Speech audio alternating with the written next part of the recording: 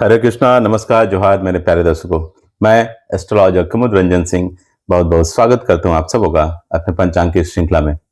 प्यारे दर्शकों, इससे पहले कि मैं आज के दैनिक पंचांग का संपूर्ण विवरण आप सबों को दूं, मैं उन सभी प्रियजनों को अपने तहे दिल से बधाई देना चाहूंगा जिनका आज जन्मदिन है, और साथ ही उन सभी दंपतियों को भी बधाई देना चाहूंगा जिनकी आज मैरिज एनिवर्सरी है।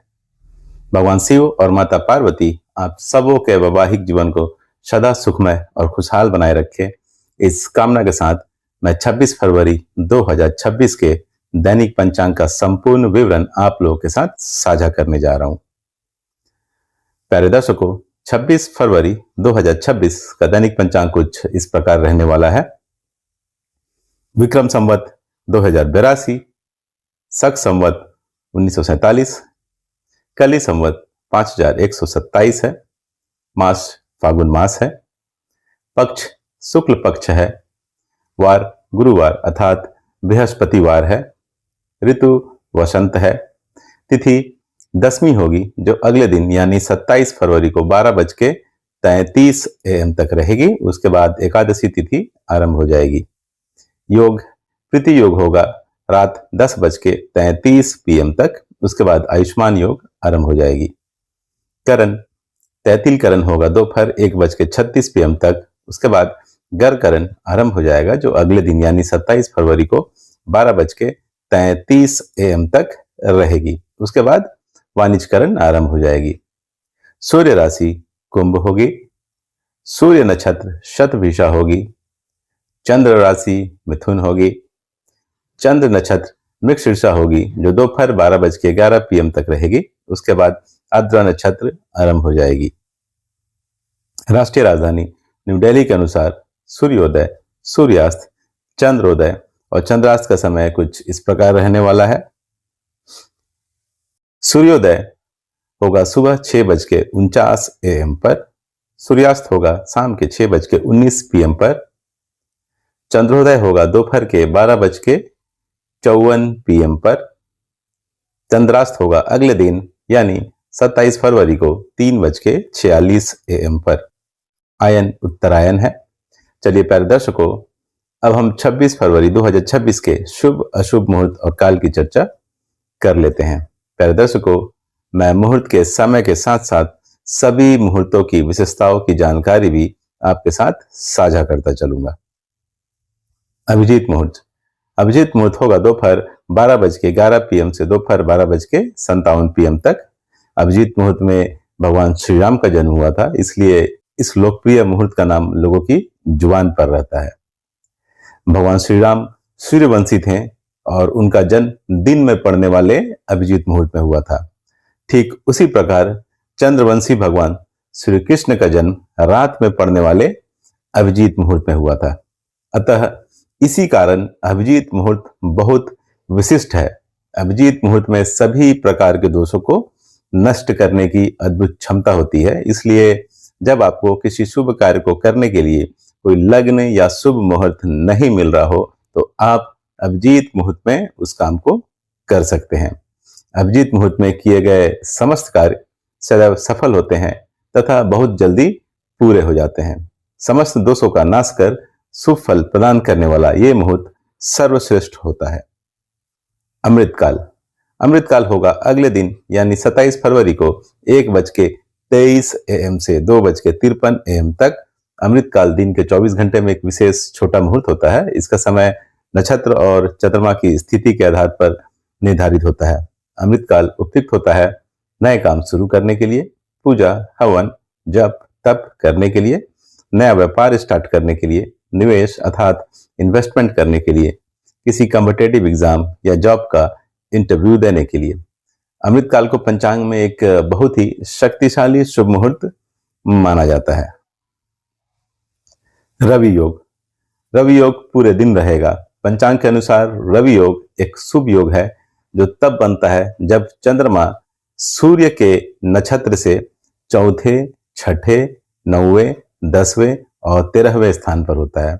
इसे सर्वदोष नाशक योग भी कहा जाता है क्योंकि यह कई अशुभ योगों के प्रभाव को खत्म कर देता है और इसमें किया गया कोई भी कार्य सफल होता है। रवि योग के दौरान सभी प्रकार के शुभ और मांगलिक कार्य जैसे कि नए काम की शुरुआत, निवेश अर्थात इन्वेस्टमेंट, गृह प्रवेश, विवाह आदि करना बहुत लाभकारी होता है। यह योग सभी प्रकार के दोषों को नष्ट करने की क्षमता रखता है। इसलिए यदि कोई शुभ मुहूर्त किसी कारणवश उपलब्ध ना हो तो रवि योग होने पर उसे शुभ माना जाता है। यह योग सूर्य और चंद्रमा से संबंधित है, इसलिए सूर्य और चंद्रमा की पूजा करना इस योग में विशेष फलदायी होता है। विजय मुहूर्त। विजय मुहूर्त होगा दोपहर के 2:29 PM से दोपहर के 3:15 PM तक। विजय मुहूर्त में आप केस मुकदमे से संबंधित कार्य को आगे बढ़ा सकते हैं और सरकारी दस्तावेजों से संबंधित कार्य को पूर्ण कर सकते हैं। गोधली मुहूर्त।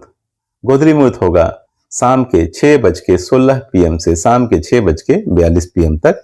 गोधली मुहूर्त में निद्रा का त्याग करना चाहिए, भोजन ग्रहण नहीं करना चाहिए, घर की साफ सफाई नहीं करनी चाहिए। गोधली मुहूर्त में आप भगवान की पूजा और आरती कर सकते हैं, स्पेशली भगवान शिव के अर्थात महादेव की। निशिता मुहूर्त। निशिता मुहूर्त होगा अगले दिन यानी 27 फरवरी को 12:09 AM से 12:59 AM तक। निशिता मुहूर्त हिंदू धर्म में धार्मिक और तांत्रिक साधना के लिए शुभ समय माना जाता है। ब्रह्म मुहूर्त। ब्रह्म मुहूर्त होगा प्रातःकाल 5:09 AM से प्रातःकाल 5:59 AM तक। ब्रह्म मुहूर्त ज्ञान अर्जन करने के लिए और पठन पाठन के लिए सबसे उपयुक्त मुहूर्त माना जाता है, इसलिए आज से ये विद्यार्थियों के लिए सबसे उपयुक्त मुहूर्त है। राहु काल। राहु काल होगा दोपहर 2 PM से दोपहर 3:27 PM तक। राहु काल को ज्योतिष शास्त्र में एक बहुत अशुभ समय माना जाता है और किसी भी तरह के शुभ कार्य करने की मनाही होती है। राहु इंसान के दिमाग को प्रभावित करता है, जिसकी वजह से इंसान के निर्णय लेने की क्षमता प्रभावित होती है, इसलिए सभी तरह के शुभ कार्य करने की मनाही होती है राहु काल के दौरान। गुलिक काल। गुलिक काल होगा दिन के 9:42 AM से दिन के 11:08 AM तक। गुलिक काल शुभ भी हो सकता है और अशुभ भी। गुलिक काल में जो भी काम होता है वो रिपीट होता है अर्थात दोहराता है, इसलिए गुलिक काल में अगर आप कोई ऐसा कार्य करते हैं जिसके दोहराने से आपको प्रॉफिट अर्थात लाभ होने की संभावना हो तो ये गुलिक काल आपके लिए शुभ साबित होगा। लेकिन अगर आप कोई ऐसा कार्य करते हैं जिसके रिपीट होने और दोहराने से आपको हानि और क्षति होने की संभावना है तो यही गुलिक काल आपके लिए अशुभ साबित होगा। गुलिक काल में आप धन संग्रह कर सकते हैं, वाहन खरीद सकते हैं, अचल संपत्ति खरीद सकते हैं।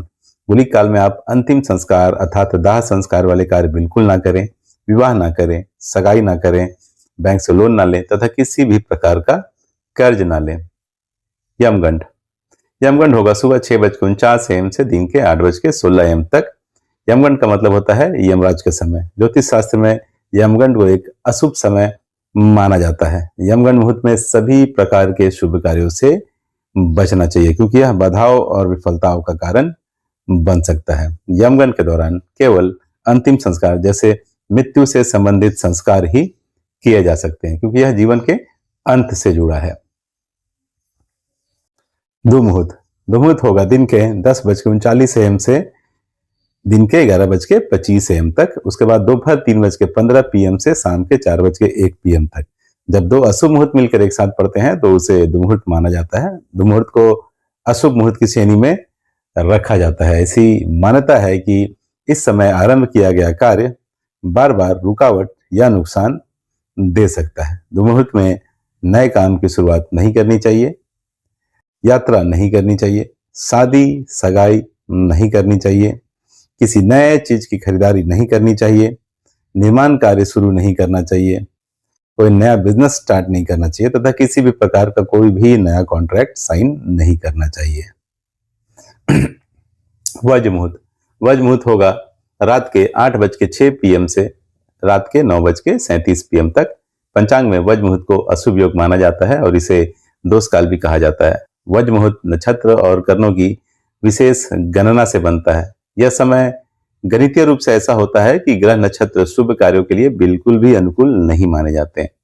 इस अवधि में शुभ कार्य की शुरुआत नहीं करनी चाहिए, शादी सगाई नहीं करनी चाहिए, गृह प्रवेश नहीं करना चाहिए तथा महत्वपूर्ण कार्य नहीं करने चाहिए।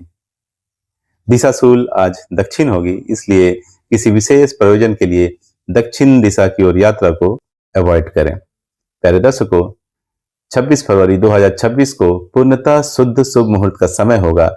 सभी शुभ मुहूर्तों का वो समय जो अशुभ काल अर्थात राहु काल, गुलिक काल, यमगंड, दुमुहूर्त और वज्र से मुक्त हो, अर्थात अभिजीत मुहूर्त का दोपहर 12:11 PM से दोपहर 12:57 PM तक का समय तथा रवि योग का सुबह 8:17 AM से दिन के 9:41 AM तक का समय तथा दिन के 11:26 AM से दोपहर के 1:59 PM तक का समय तथा शाम के 4:02 PM से रात के 8:05 PM तक का समय तथा रात के 9:38 PM से पूर्ण रात्रि तक का समय शुभ है।